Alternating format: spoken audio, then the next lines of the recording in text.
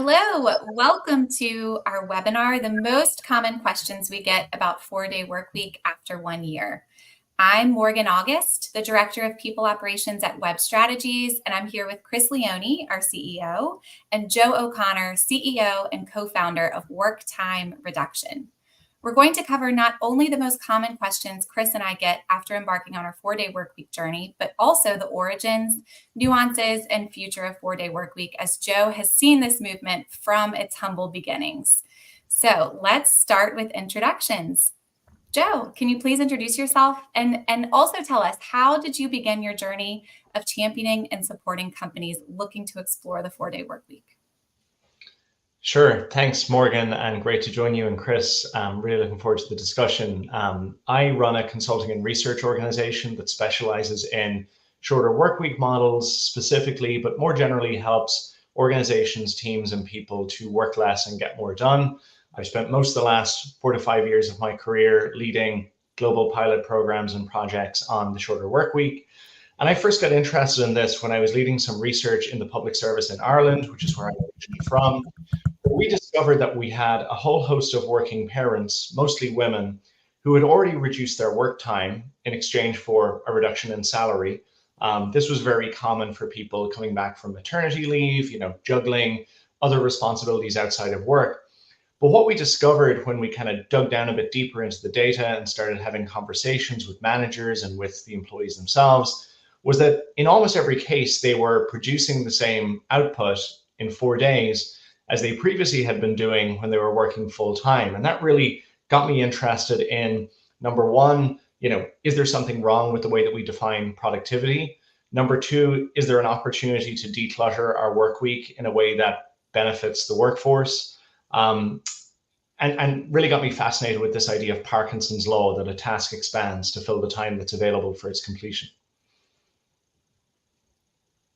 Great.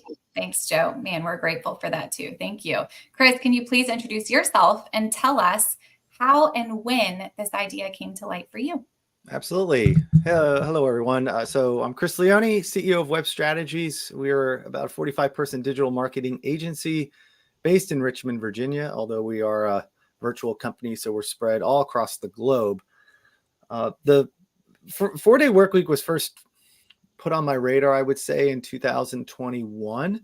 It was thrown into an employee survey about what else could we do? And somebody said 4-day work week. And I said, haha, no chance. And that was kind of it. And then in about early 2023, I started to hear a little bit of buzz around 4-day work week.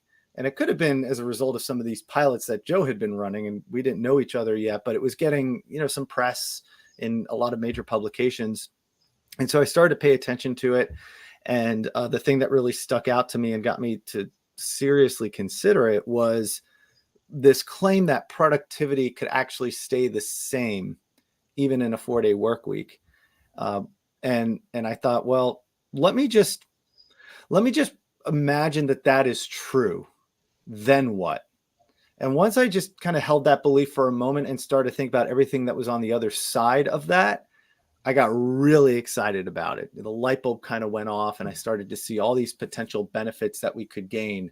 And not just and I'm not speaking in terms of an employee benefit, but as a benefit to the way we think about work, the way we operate, and then the incentives that we create for the team on the other side of that. And so that's where the light bulb went off. And then by the summer of 23, we were piloting it, which we could talk a little bit more about. Yeah, great. Thank you. Almost a year now. Thank you both. I'm really excited to dive in. So Joe, let's start with a common question. What's wrong with the 5-day work week anyway? Why change something that's not broken? When I started talking about this about 6 years ago, most people thought this was a crazy idea, that this was a really, really radical, loony notion that was never going to gain any traction. And I would flip the conversation today, and I would say that people who believe that the 5-day work week and the 9 to 5 are this sacred sacrament that should not be up for debate, those people are the real radicals, in my opinion. Because why would we have a position where a work week that was designed for an industrial economy when 20% of women were in the workforce is the appropriate way for us to structure our work in the 21st century, where we have a totally different economy and a totally different manifestation of what productivity is. It's less about, in most jobs, showing up for longer and doing more stuff. And it's much more about focusing on quality, on results, on output. And I think the shorter work week is really an effort to move to a model that's much more appropriate for the economy that we find ourselves in today. Excellent. Thank you. Chris, you touched on this a bit, but maybe you can expand. What opportunities did you see in 4-day work week that made you consider the change? So what convinced you? Yeah. So as I said, first of all, and I just think it's a great point that Joe just brought up about we have to realize that we haven't always had 5-day work weeks. We used to have longer work weeks, and the world is a very different place. And that seems to get brushed aside when we talk about the work week. So I think that's such an important point for people who are starting to kind of clue into this and get curious about it, is that the world's very, very different these days. And that was one of the things that started to unlock it for me as well, as I started to get really serious and honest about this question. So you asked, what are the opportunities that I saw in 4-day work week that made me consider the change? So, again, if productivity could stay the same, then what? What would it take for us to actually maintain productivity? We'd have to get really honest about how we get work done. What are we spending our time doing? What's worth doing? How can we shorten things, while maintaining quality and all that kind of stuff? Companies often ask people and task their team, hey, do more or figure out a way to get this done in less time. Why? So that they can just backfill it with more stuff, right? So what we're saying is, hey, if you can get the stuff done in less time, then there's going to be something for you on the other side of that. So there's a really, really powerful incentive. But any person running a business always wants to make their business more efficient and leaner. And this, now we're really empowering the entire team to figure that out, but we're rewarding them. Whereas I think in most traditional setups, it's just kind of asked of them as part of the job, but there's really nothing attached to it. So it's a great chance for us to improve our efficiency and exercise in improving efficiency. It would create a lot better experience for our team members, right? So the first part of Web Strategy's mission statement is to enhance the lives of our employees and their families. And this just seemed like a really natural and great way to further achieve that mission within the company. And it would make this a really attractive place to work, right? Who wouldn't want to come to a company that's piloting this? And so as a result, we've just seen a real uptick in really talented people who want to come and work at Web Strategies. And so the strength and the quality and the talent on our team has just risen. And at least that was the theory. And we've certainly seen that come to pass. So improving efficiency, exercise and improving efficiency, better employee experience, and making it a more attractive place to work is really what convinced me to say, hey, we need to take a serious look at this. Yeah, as the person in charge of recruiting and interviewing, I can attest to what you're saying. It is a huge draw for many people, especially young parents, those looking to get back into the workforce. And, to Joe's point, we're still going to get it all done. So now you have a reward on the other end. Mm-hmm. Great. Joe, the name of your company, can you tell us what work time reduction means?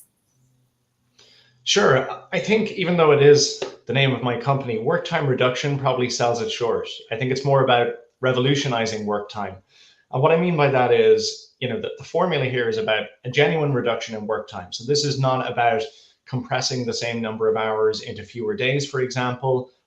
Most of the organizational science suggests that for most people, you cannot be fully productive and fully focused for 8 hours in the day. So I don't believe that in most organizations that shifting to models that have 9-hour or 10-hour days, are you going to be more productive in the 9th or the 10th hour on a Monday than you will be maybe on the 1st or the 2nd hour on a Friday? So it's about genuine reduction in work time. It's about maintaining compensation at the same level. So the trade-off here is not time for money. The trade-off here is time for productivity. And that's the really important third dimension of this.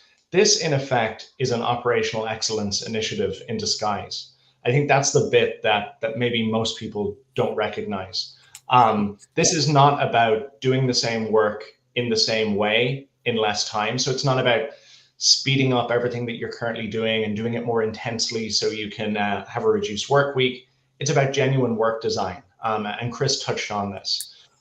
So it's really about being much more strategic and much more intentional about your work week, and using this as a lever for bottom-up process improvement and bottom-up innovation. Because to Chris's point, if you think about Lean, Six Sigma, all of the various different flavor of the month management, organizational effectiveness tools that we've seen in the last 5, 10, 15 years, where they often fall down is on employee buy-in and employee engagement and genuinely getting behind the change. So what we're saying here is that if you are able to create this capacity and create these efficiencies and find these productivity gains, the reward is not just going to be more work. The reward is going to be, we're going to share that benefit with you in a way that really, really is life-changing and transformative for people. And I think that that's why this phenomenon that for many people feels counterintuitive, how can you do better work more effectively if you're working less? Well, the answer is because people are bought in, people are engaged, and you can really use this to drive change in the business that maybe you wouldn't have been able to do without the strength of this initiative. Joe, you just said something that I wrote it down. I think it's such a great line. It's operational excellence in disguise. And it really highlights this point that it's a challenge onto the business and the team to figure this out, to try and get better at how they do things. We've been stuck in the 5 days for so long that it's just so natural and just find ways of filling that time. But it's like we're giving ourselves permission to explore better ways of doing things. And then, of course, there's an incentive attached to it, which is pretty unconventional, at least over the last, century or so, to actually trim a day off of the work week as we get more efficient in how we do things. But to CEOs and people running businesses out there, I think that's probably the most important thing to grab onto from what we said so far, is that this is about operational excellence. This is not about adding another benefit to the company, right? But then it's also about sharing the byproduct of that operational excellence with the team. Now that we're living in, as of this recording, 2024, and technology has achieved so much for us and so many efficiencies, it might be an opportunity to start sharing that back with some people. So, and just really quickly to build on that, Chris, leaders need to see this not as a traditional perk, and employees need to view it the same way. This is a genuine incentive. I think the difference with this and pretty much any other benefit that's out there, if you get a pay rise, most people interpret money as reward or compensation for your past performance or your current performance. Time as a benefit has an extraordinarily powerful, way to be a determinant of future performance in a way that maybe other benefits can't be. And I think that's really at the crux of this. Yeah. And one of the ways I like to say it is that the 4-day work week is not something that's given, it's something that's achieved. And we have to achieve it through discovering operational excellence throughout the entire organization. I think you both make excellent points. And Chris, you both talk about efficiency and our company's mission, our core values. Another E word that's in there for us is essentialism. Mm-hmm. So not just how can we do things more efficiently, but do we really need to be doing all of this? What's actually moving the needle? What matters to our clients? And that's a hard thing to take a look at, but worth it here, certainly. When Chris and I first started this journey, I know something that was incredibly helpful for us was understanding the logistics of how this can happen. Really, how do you actually put this into practice? So Chris, I'm going to start by asking you a series of questions, and then we'll move to you, Joe. We're going to aim to make these a little bit more rapid fire. And these are all more operational or logistical in nature. So Chris, I'm going to start with you. Mm-hmm. I'm ready. All right, let's go. How did you prepare for 4-day work week? Well, the question is, how did we prepare, Morgan? Because this was like a you and I thing. This was our pet project for quite a while. So the first thing is we had to define our success metrics. And something I was very clear about when I talked about this to the team is we have to treat this as an experiment, and we need to have our baseline metrics. Then we have to test it, and then we have to compare the metrics afterwards. So the I'm not going to get into all the metrics, but they're basically around how many tasks are we completing for clients? How long does it take to complete those tasks? Client satisfaction, client retention, client growth, and employee satisfaction, right? And then there's, sub-metrics within all those, but are we getting the same volume of work done? Are clients happy? Are clients staying with us? Are clients investing more with us? And are our people happy, right? And we figured if we can move the needle on those, we're onto something. Okay. So we did that. Then we had to set clear expectations around availability, response time, and boundaries. So our off day is not the Sabbath. This is not a thou shalt not work on a Friday. Okay. So there's flexibility that's involved. We have account managers who still have to check in on emails. We have internal team members who have to check if there's urgent tasks coming in. So we had to make sure people were very clear about that before we just launched into it. So people realize there's a certain level of flexibility that's going to be needed once we do this. And then for the first month, we did a half-day Friday just to start to feel that compression, so to speak. And then starting in July of 2023, we went to the full 4-day model. So defining success metrics, setting clear expectations amongst the team, and then a ramp-up period with a half-day Friday, and then eventually a 4-day work week. And embedded within all of that are department heads and team leaders working closely with their teams to determine what's essential, what needs to go, what can be done more efficiently. So yeah. No, absolutely. This is tasks. What tasks should we not do anymore? What type of work was not getting results? What meetings do we not need anymore? What meetings can be shorter? So the teams all had to kind of come up with these ideas and start, chopping things up quite a bit. Some communication went from asynchronous to synchronous. Some went from synchronous to asynchronous. But again, it was just kind of giving permission to everybody to say, what would you change? What do you think can go? Where's the fat? Let's trim it out. Let's change things up. Yep. You mentioned Fridays. Does everyone have the same day off? Yeah. So we talked about this a lot. We were trying to figure out what's the right way to do this. We considered different departments or different teams or half of the teams, depending on the last name, having different days off. And we thought this is a logistic nightmare. You wouldn't know who's on what day and who's off. So we just decided that it was going to be a universal Friday. And again, people still need to be available. But, we set up some boundaries around that to make sure that that was okay. Now, if people still want to actually be like off the grid completely, then they have to mark the day off as like PTO. That's where you would have a backup. You'd have an out of office because again, the rest of the world's on 5-day work week. So we need to be adaptable to that. But we chose Friday as our universal off day just to keep it simple. Fridays also can kind of be quieter days, with clients, and they're trying to clear their decks as well. So that seemed like the best and wisest day for us to use. Yes. Thank you. Okay. So how do we handle client requests on Fridays? Yeah. So they come through, right? And again, account managers need to check their email throughout the day. About as much as you would like in a normal day, 3, 4, 5 times, just checking in, see if anything's come up. We use Slack. So internal team members have to look for that. And we set kind of labels that we use for certain things. So for example, if it's not urgent, don't put urgent in the message. But if it is, and it needs to happen today, put the word urgent and people know and they'll jump on it. And everybody needs to be available to respond to urgent requests.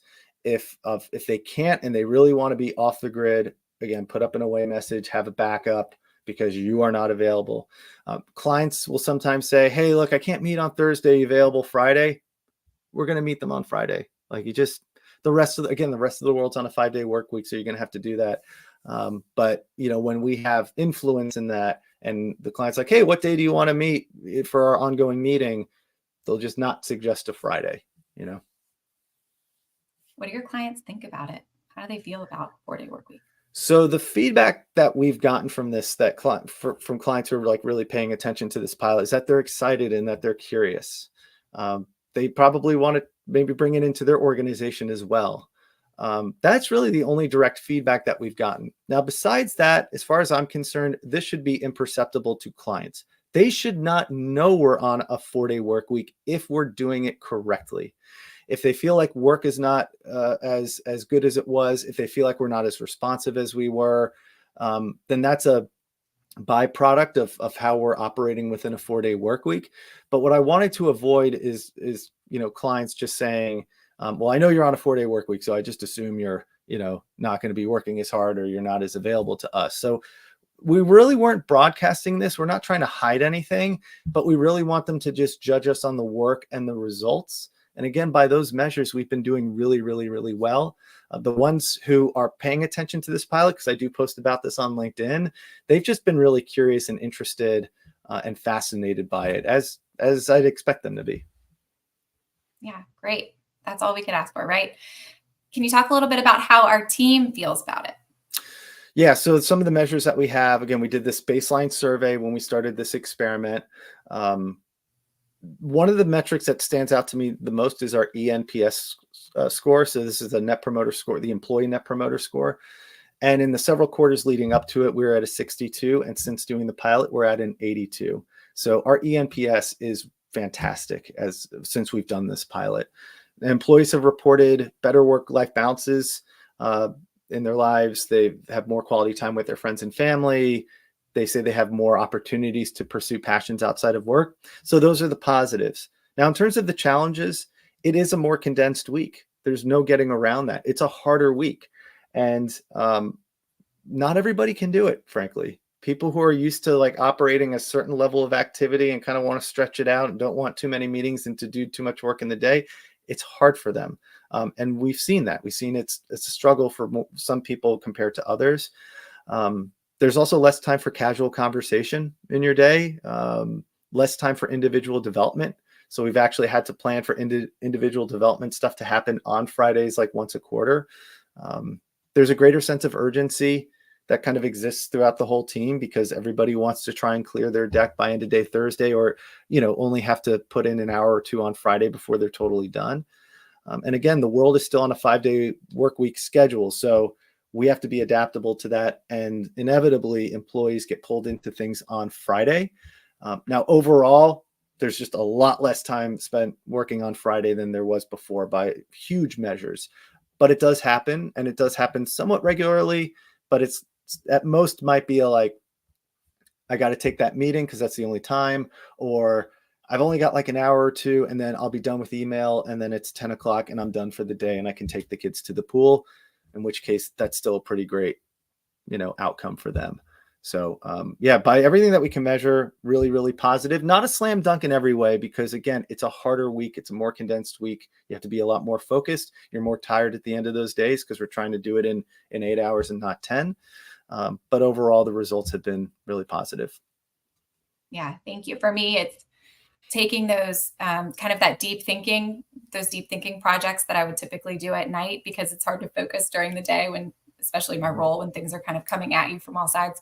That's what I do on Friday mornings now. And it's lovely and pleasant, and I don't mind it one bit. Yeah. And that's stuff that maybe used to spill into a Saturday, right? Yeah, but now it's like Sunday spilling night. into that early Friday. Yeah. Right. Chris, how has it impacted our business? Okay. So big question, right? I would say, here's what I'll say. Overall, Web Strategies is in the best place that it's ever been. We're having our highest revenue year we've ever had. We have strong employee sentiment, as I just mentioned. We have high employee retention, and there's a lot of really talented people who want to come and work at Web Strategies. The average time to complete tasks is down by about 20% compared to before we started the experiment. So if there's a certain SEO task or HubSpot thing that we've got to do for a client, if we usually clock that in at 5 hours, since we've done the pilot, that's taking about 4 hours. That's exactly what we're going for, right? About a 20% reduction in time to do this work. Client retention is strong, about as strong as it's ever been. We're having a great year in that respect. NPS scores are really strong. Clients are investing more with us than they ever have. And I don't think that's just because we're like doing things differently in a 4-day work week. Because the initial challenge when you launch something like this is just to try and hold serve and stay where you were and keep baseline from before the pilot, right? At least in terms of that work output. But I think in our case, especially in the agency world where things can be so volatile, I think a big part of the benefit has just been that people are sticking around, people are more engaged, they're happy to be here, we're bringing in great new people, and that's just resulting in better work for our clients, right? Oh, and I'd say finally, the other thing that I've noticed is that the team as a whole is just thinking a lot more critically about what we do, how we do it, how we could do it faster, and how we could do it better, because they are all incentivized to not have to work on the Friday. So if they see something that they think is preventing that from happening, they're going to dive into it, right? So there's just the pervasive mindset that exists across the entire team to figure it out. I heard a quote, which is, show me the incentive and I'll show you the outcome. Well, the incentive is you won't have to work on Friday. So what's the outcome? I'm going to do what I have to make sure I don't have to work on a Friday.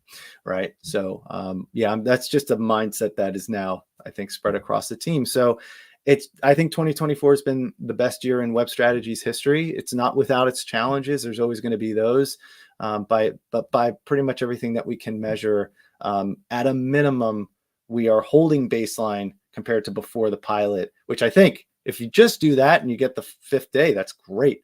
But we're actually seeing some things improve, which is just icing on the cake. Thank you. And that's, not even taking into account the longer term metrics that are going to start rolling in, where we've been able to recruit really awesome employees and they produce wonderful work, and everybody's a little bit happier and a little bit less burned out, I think, generally speaking. So right. Those effects are still to be seen. I'm hearing from Nishma, our behind the scenes wizard, that we have a few comments or questions coming in live. So Nish, if you want to pop those up. Oh, yes. Efficiency and employee experience. Love it. Hey, Drake. Autumn. Autumn's one of ours. Yes. Flexibility, meeting free on Fridays, but she can check in and work a few hours if she's having a busy week. Yep. Mm-hmm. Hi, Corey. Awesome. And definitely something that appeals to us on the job hunt. Good to know. Thank you. Oh, clients. That's great to hear. Yeah.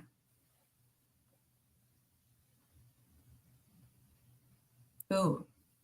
Okay. Joe, you could probably hit this one. Yes. I'm glad this question came up because when you hit on the model that you guys have developed at Web Strategies, I did want to make the point that the really important message here is that this is not a one-size-fits-all model. The reason we're called work time reduction is because for some organizations, this may not be a 4-day work week. It may be 9-day fortnight. It may be shorter work days. It may be another variation. But even within the 4-day work week, I would say that for organizations like yours, where, I think for your clients, the thing that they care most about is, are you getting your quality deliverables completed on time and to the standard that they expect? Whereas for organizations that have a different kind of customer relationship, where it really is more about availability, it is more about, service capacity being open right the way through the work week, you might need a different model. And we've seen, for example, Atom Bank, Paul is a major app-based challenger bank in the UK who have successfully adopted a 4-day work week. I'm working with a large credit union in Canada at the moment. So it may well be that you need to devise rosters and schedules to make sure that you can maintain that service coverage across the Monday to Friday work week. So it doesn't necessarily mean that you need to, increase headcount or increase resources. It just might mean you need to get a little bit more creative about how you schedule people. I would say that a good test of, the type of 4-day work week that is right for you is it more important that our people are available to each other in terms of coordination, collaboration, very project-based work, or is it more important that they have a greater level of availability to external customers? And if it's the latter, you're probably looking at a more shift-based version of the shorter work week. Mm-hmm. And Joe, I've heard of credit unions that have implemented this. I know it's happening out there, right? That even especially in the customer service department, I've heard of that coming up. So yeah, there's companies trying this a lot of different ways, even in the financial space. Joe, what other industries do you know are experimenting with 4-day? So there's a common misconception that the shorter work week is only a model for, tech companies or not-for-profits or, white collar workers. And it is true to say that if you look at the, where is the critical mass of interest coming from? Where is the volume of increased adoption coming from? I would say it is more common that it is kind of knowledge-based roles, more traditionally desk-based roles. But we've seen, for example, Lamborghini in Italy have now introduced this across their factory floor and manufacturing divisions. Within our current clients, we're working with an engineering company, we're working with an environmental consultancy, we're working with an architecture and design firm, some nonprofits. So it is really very varied across different industries, and it might look different depending on your industry, your business model, even the team or the department within your business. So if you're a large global corporation which has a lot of different functions, it might be that you need to design something which doesn't necessarily look the exact same across the board. But I would say that there's a pretty broad swathe of different industries that we're seeing experimenting with this and really making it work successfully. Yeah, I'm surprised every time I see a new company in the news who's making it work. So I think we're getting a wide variety now. Joe, can you tell us what practices you see at these companies who've successfully transitioned to 4-day work week? Sure. So, what success looks like differs and varies from organization to organization, but what are the common themes? What are the obvious efficiencies that we see organizations attack in order to create the capacity to make this work? I would say the top 5 are overlong and unnecessary meetings, distractions and interruptions in the workday, streamlining how they make decisions and how they communicate, making better use of technology, and then also looking at their processes, identifying where there might be inefficiencies, where there might be bottlenecks, where there might be opportunities to improve or automate within their processes. Those are the most common drivers of success. But I would say the other thing that's important to mention is culture. This is something, in my opinion, which doesn't fix a broken culture. This is something that complements an already strong, positive culture. It really works well in organizations that already have a culture of trust. And what I mean by trust is, trust is a two-way street. Organizations that have high levels of autonomy, but very low levels of accountability, they're probably going to struggle. Organizations that expect very high levels of accountability, but have very limited autonomy or flexibility, I'm not sure that's a good formula either. This model really works well in organizations where, there's that real give and take, and there's that two-way street when it comes to, yes, we're giving you this benefit. Yes, we're giving you this level of autonomy and ownership for getting your work done. But in return, there is this elevated sense of performance accountability. And that's really what's critical to making a shorter work week work. Yeah. What a great point. Doesn't fix bad culture. It complements one, a good one, right? That's open-minded and knows how to dive into a challenge like this. That's a great point. Yeah, it's not a silver bullet, right? But it sometimes introduces new challenges. But it did for us, for certainly, right? Yeah. But I think, Joe, you might have said this to me in a previous conversation, that doesn't solve issues; it exposes them. Right. I'm certainly just going to say that. And I'm going to credit Jay Goldman, who's the CEO of a company we worked with here in Toronto called Sensi Labs, who described this as, the 4-day work week does not solve all of our problems, but it surfaced a whole load of problems like inefficiencies, frustrations, issues with their processes, which were maybe, just sitting under the surface. And this was the forcing function that kind of brought those out to the open in order to be addressed. And that's why, it takes, to your credit, Chris, it takes a brave, courageous leader, because often leaders, they don't want those problems to be exposed. They would prefer to carry on without that challenge of, really putting pressure on your systems and processes in order to see what are the deficiencies that we really need to tackle and address. Yeah, it was that line, Joe, that might have been the line that got me over the edge, which was, it doesn't solve it, but it surfaces them. And I thought, what a great experiment and exercise to go through, right? Because again, if you're just like, well, as long as we get it done in 5 days, but there's like things sitting out there that are taking 3 hours that only need to take 30 minutes. And we don't know it until we put it under that microscope. And we have everybody pointed in the same direction, everybody rowing in the same direction to say, we're trying to shorten the time we have to work in the week. Before that, why there's why would anyone speak up? It's just, all right, we get it done in the time we're supposed to, which happens to be 5 days, but now we're going to challenge it. So it's it's stuff like that when I talk to other CEOs and I start to raise things like that, I see the gears start to turn, right? They're not necessarily so persuaded by more benefits and more perks as much, but it's like, ooh, this is a chance to uncover things that have just been under the radar for years and years and years. So I think that's a brilliant point. I wish I could credit you, Joe, but apparently it has to go to somebody else.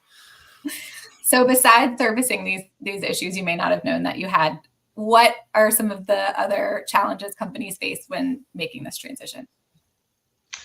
So beyond not having the right culture, and having an approach, when you think about those organizations that don't have trust cultures, often they take they have very top-down command and control style leadership. And as a result, that's what they try to bring to their 4-day work week or their shorter work week solution.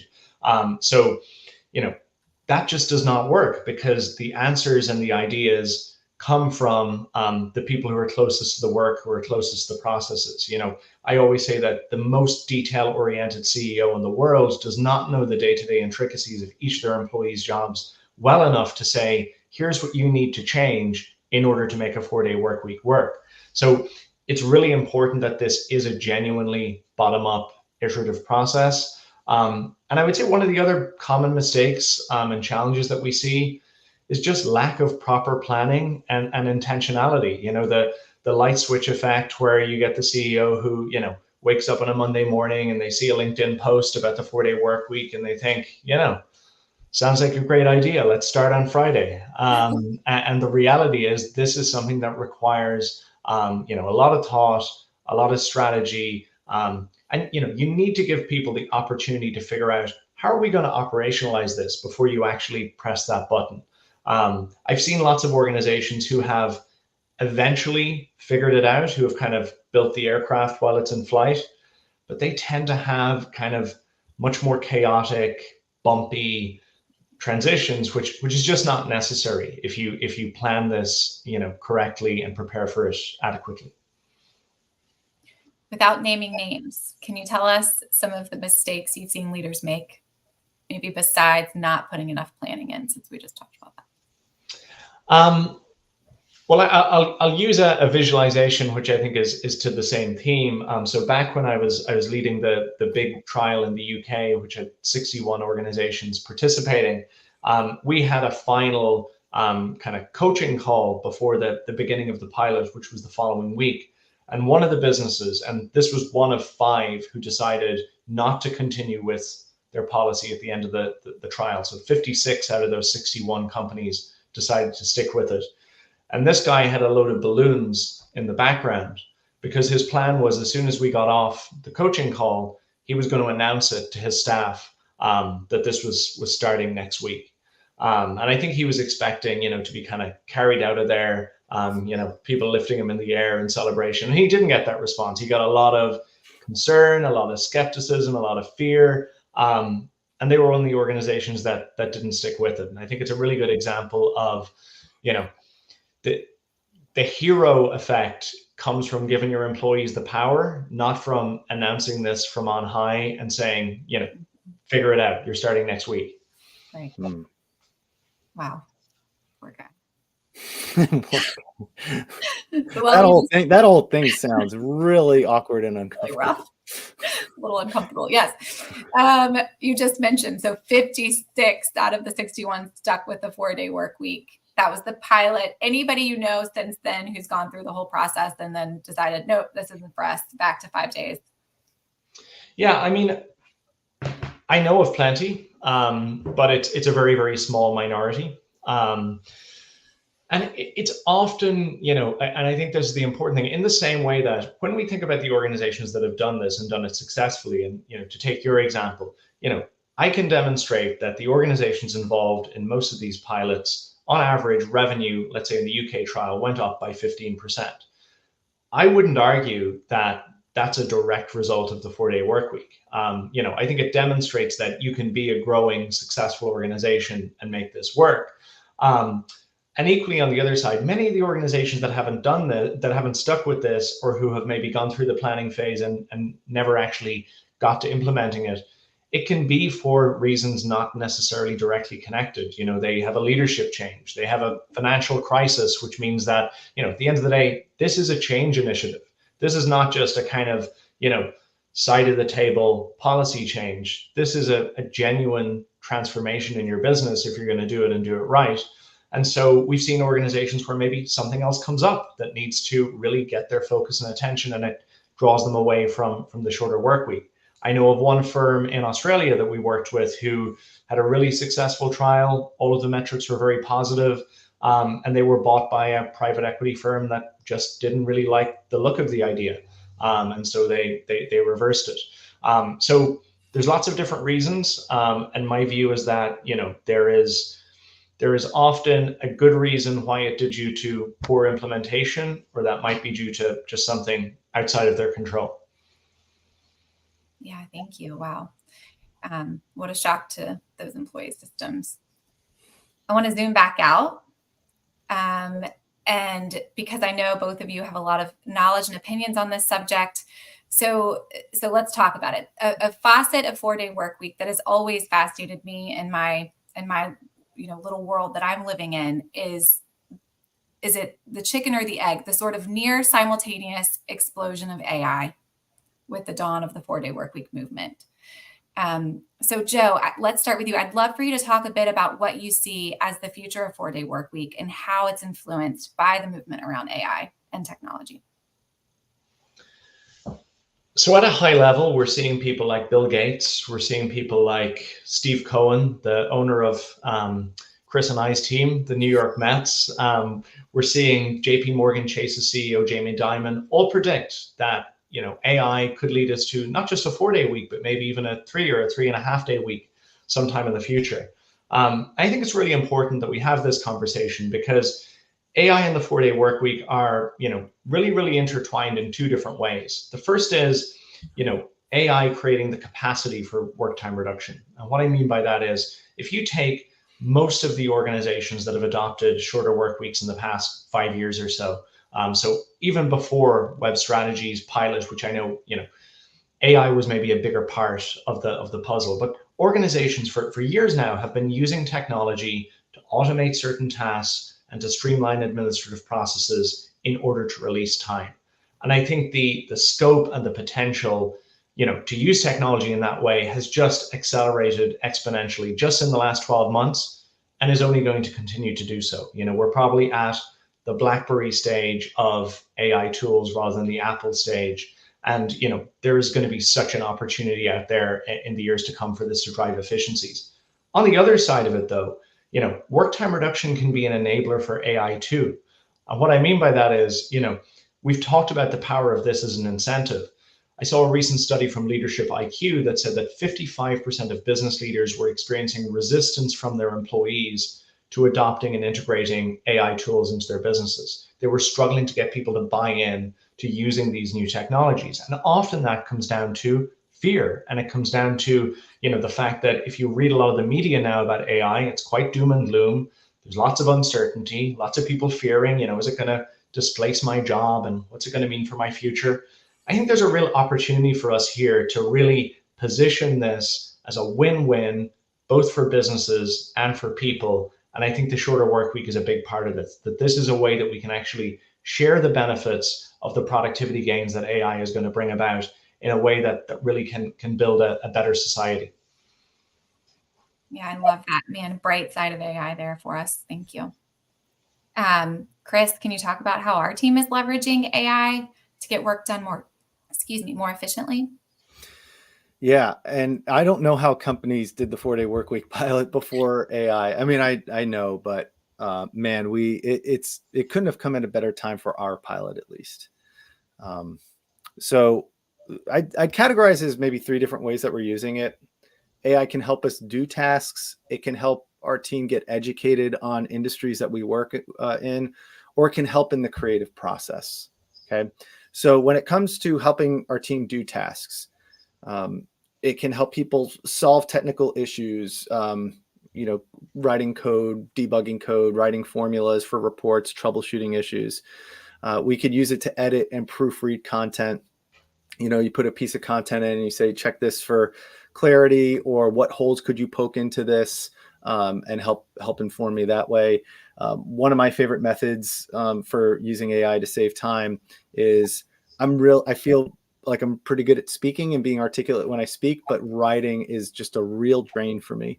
So what I'll do is I'll just talk into my phone for 20 minutes, free thoughts, and then I'll upload it into AI and say, can you put this into something that's coherent? And it does it really well. And it has my voice incorporated into it because I've just given it thousands of characters in my voice. So it's things like that that can help people really speed up the tasks that they're doing. And then, of course, we work within HubSpot and Google and Facebook and tools like that. And they all have AI baked in a really subtle way, that it's not like you're turning on the AI switch necessarily, but AI is powering a lot of what that stuff is doing. So we in our benefits benefit from that. The second category is education. So we work in a lot of different industries, and some of these industries can be quite complex, or there's something that changes in that industry and we're trying to understand it. So these large language models like a ChatGPT or Gemini are really good at just educating us on, well, how does this work? Who would buy this? How does this compressor work? Or explain to me how the Fed changing rates is going to affect this on a car loan, and why, and when would it go down? So for people who are trying to get up to speed in helping our clients in these industries, large language models can be really good at educating them. So they're not waiting for that next client conversation, or they're more prepared going into that client conversation, or they don't have to go book time with someone on the team just to get answers to questions that a lot of people know, or that's out there, but they don't have to sift through blogs or book time on people's meetings to get it. And then the third category would be the creative process. So anybody who does anything creatively knows that you got to kind of warm up the brain a little bit. You can't just jump into something creative, right? So I really like using the tool as like a creative collaborator. So here's the issue I'm dealing with. Help me think through this. What things have I not thought of? And then it would just bring back answers, or have you thought about this, or do you want to explore this? And you just have this ongoing dialogue with it, and that gets the brain going. And the next thing you know, it unlocks something that kind of gets you to where you're trying to go. You could also put into these tools, hey, I'm trying to accomplish this. I'm not quite sure where to start. What ideas do you have? And then it can start to put you on the right track. I've used it in all those different scenarios, and I just find it can be a huge time savings. If someone's trying to find ways to save time in their day using AI, the thing I always recommend is just force yourself to go there as step one in your process. Don't go to Google, don't Slack somebody, don't do this. Just go to ChatGPT, put the question in, or try and have a dialogue with it, and it'll start to unlock the ways that you can use this to really empower what you do every day. So I could talk at length on this topic. It's one that really fascinates me. To Joe's point earlier, I mean, will it displace jobs? I think it largely could. The things that I read about from people who are really deep in this space, it can be kind of scary at times about what it can do and how quickly it might be able to do it. And even if just a little bit of that is true, then I would think that we can at least get 20% efficiency in our current lives, which would allow for the 4-day work week. So if it's capable of like wiping out all these jobs, it can also save us 20% of our time, at least now. So, Here. Chris, I haven't gotten to share this with you yet. You mentioned go there first, not Google. I went to ChatGPT and asked yesterday, we need a new service. And we need sort of an employee of record, sort of like an international payment situation. And so I put in my needs and what was most important to me, and it spit out a few responses. And so then when I went to the first tool and input my information, and it said, how did you hear about us? Well, none of these options apply. I wasn't ready to say ChatGPT. Other ChatGPT. There you go. So I bet that form got passed around the office. Yeah, right. We got to make this change here. Chris, this is a risky conversation for us to have for the first time live here. What is the future of 4-day work week at Web Strategies? Oh, will we stick with it? Well, having said all that, I think look, we're continuing the pilot. We're continuing to track our most important KPIs, client sentiment, client retention, profitability. And if we continue to hit those metrics while making this an exceptional place to work, I don't see any reason to go back, provided we continue to produce the outcomes that are part of our mission to our clients and that are part of my vision for the company that we're building here. So we're continuing, provided we still hit on those metrics. Okay, good news. Thank you. Yeah. Exhale, everybody. All the employees who are watching this. Yeah. That's why everybody tuned in. Joe, you've been at this for a while. What does the 4-day work week mean to you, and what opportunities has this opened up for you? Wow. Yeah. I mean, when I started talking about this was a kind of a passion project off the side of the desk. I would never have guessed that I would be doing this full time for a living in a few years' time. I think, a little bit of good foresight, a lot of good fortune. I mean, I was talking to someone earlier in the week who, effectively they signed a major new client contract in January 2020, which was voided in March. Effectively, their whole business was pretty screwed as a result of that. And I'm on the other side of that. There's no question that COVID has been a incredibly positive transformation in terms of this debate about the future of work, productivity, work-life balance. It's really been a game changer in that regard. I think that, a couple of challenges maybe for leaders who are on this call that I'd like to maybe for people to sit with and contemplate as they leave this. The first is to kind of think about a point you made earlier, Chris, about how in many industries today, there's this growing recognition of casual Fridays. So this idea that there's less demand, there's less activity, often people are clocking off earlier, it's maybe a little bit of a slower day. And thinking about how that's, for many organizations, they already have some version of quite an informal, unstructured, shorter work week already at play. And to think about, might it be possible if we already don't have 40 hours worth of highly productive, highly focused work within our organization?